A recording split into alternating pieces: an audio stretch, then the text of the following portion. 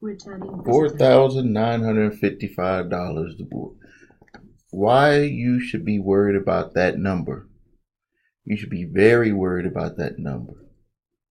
We're going to be getting to it, just letting more people get online here to watch the video or this lesson, because we're going to get right to it in a second. Next, look at that. We're going to be at $2.9 trillion projected pretty soon in spending. 1.9 trillion, 1.1 trillion in 2015.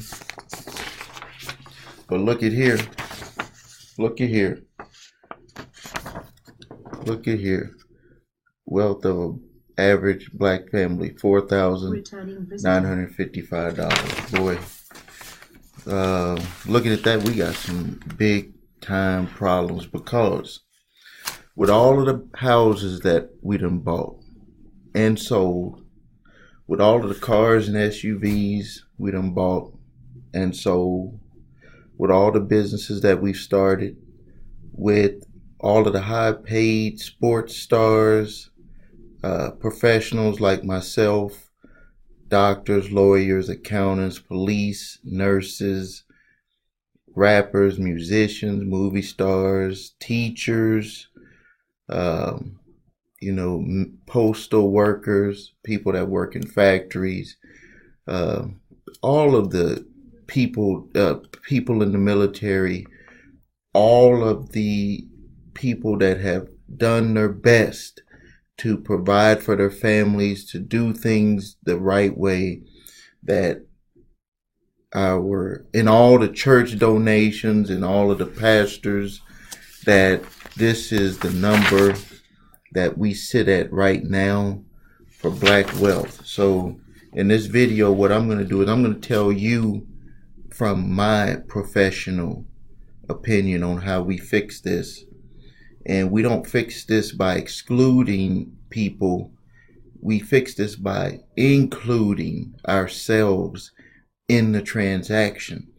And I think that this is a problem that happens from within, because when we look at the opportunity that we provide for ourselves, that we are way behind on this. And I think that we are catching up, because we see a lot of people opening up businesses. We see people that are not just opening up a business to just open up one. They're opening it up and they're studying on how to provide very good services. But also, we have to admit that we don't support our businesses the way that we should support them.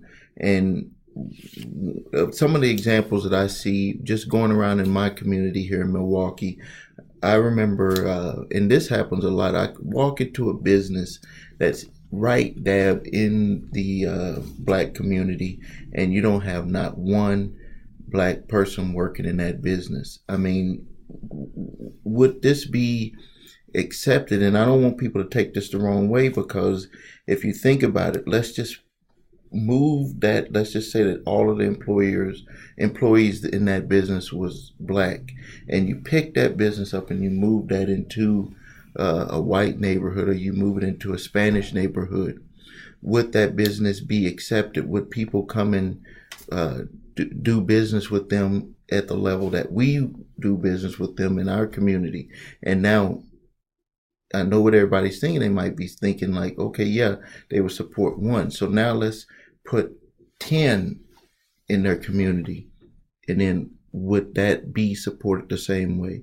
What I would think, and I know this from experience, is that a lot of people would say that there's too many of them moving into our community to do business.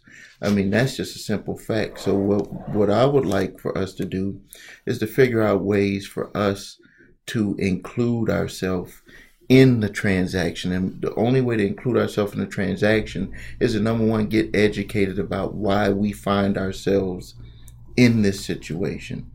And so probably one of the biggest things that I see when it comes to where we find ourselves with a number, to have this number, to have that number there exist, there's several issues that come to mind with this number, because to get to this number, that means, and I was doing some figuring on my calculator, to even get to this number, that means that a person could not save, if they said over 60 months, they couldn't even save $83 a month to get to that number.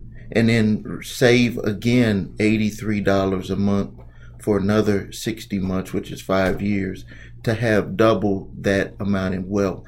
We have a breakdown somewhere, and that doesn't even allow us to even have, as a community, more wealth than, we ain't even hit $5,000. We can't even get the $5 to get to the $5,000.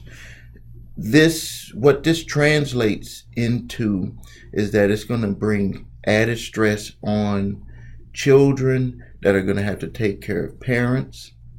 It's going to bring added stress to the children that are in the house of the children that are taking care of their parents, and they're not going to get attention.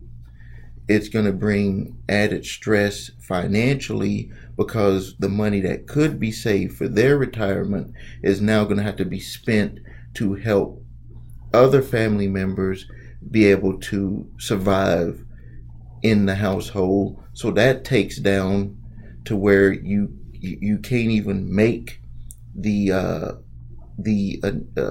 can't even save any money for your future, because you have been put with a burden to take care of your family member that wasn't able to put aside to take care of themselves. And so, because if you really just break this down and think about it, let's just break this down and think about it. So if you own a home right now, and you're paying on that home, and you pay on that home for 10 years, 20 years, 30 years, you pay it off, that you don't have any money saved, because you probably had to refinance that house over and over and over again. This is a serious problem. And it's saying here on the sheet that Hispanics average is 74.24, and then Asian is 69.590, and the average white is 110,729. If you look at that with that gap, you would say to yourself, why did we have all of these issues where people were saying that people were struggling in the white community when you see this large of a gap? And what I think it is that everyone as a whole since 2008 did drop. People didn't have what they used to have, and they're having a problem climbing back up to get back to that level. And even with the African American community, this is what we saw, is where we had a big drop. A lot of people did lose their wealth that was in their home. They lost that wealth because they ended up losing their home.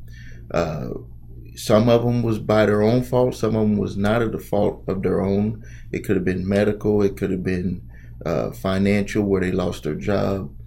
And some people had predatory lending. But regardless of the way it shook out, everyone dropped down. And it looks like right now we're at a level that makes it very dangerous for us to be able to move forward as a community, that we have to do some serious rebuilding. My big thing that I talk about is with my company, the Credit Repair Shop, and with my other businesses, is that I do employ people from the community. I do treat them with respect, and I do give people opportunity that they probably would not have been given that same opportunity with other companies.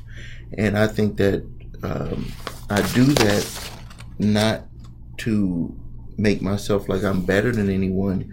What it is that I extended my hand out there first, and then whatever came back to me was going to be my reward. I stuck it out there not knowing any reward.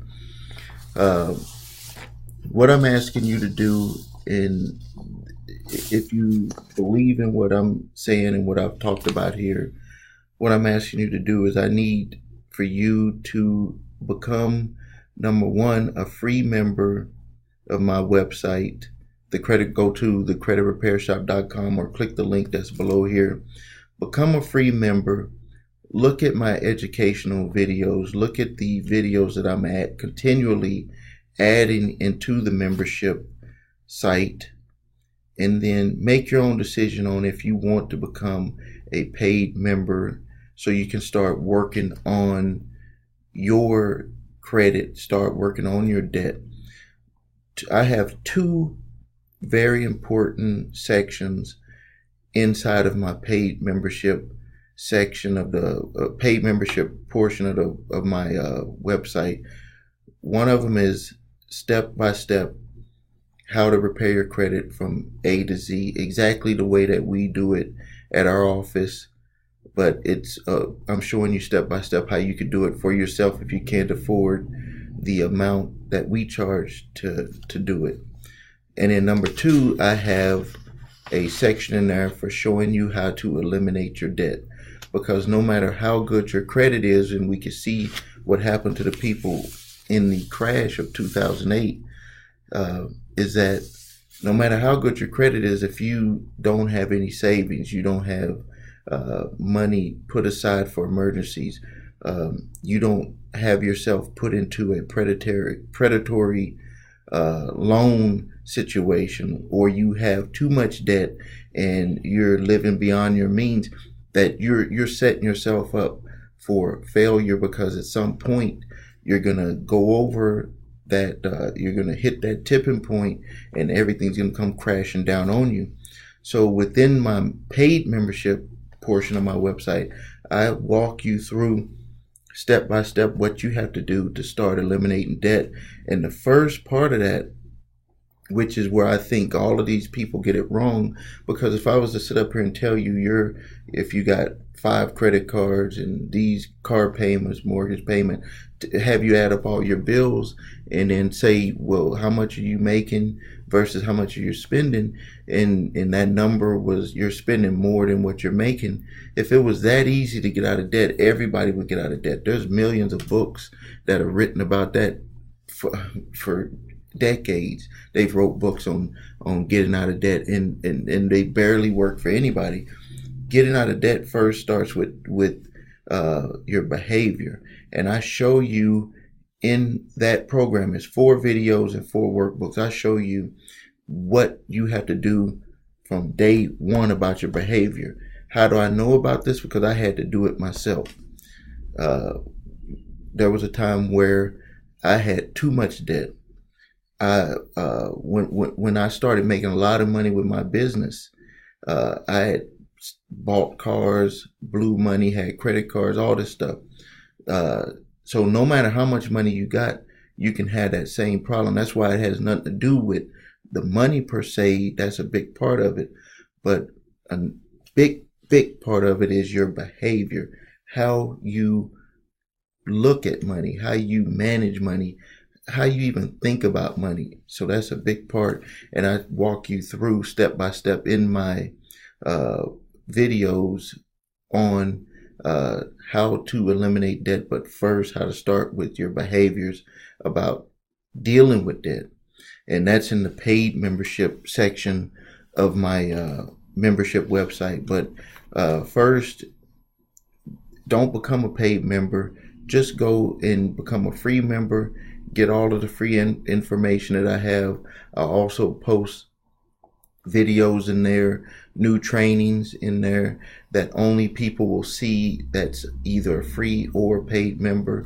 And then if you, then you'll be able to watch all of my videos. I have them all on one page, and you just go one by one and just learn and then put that into action.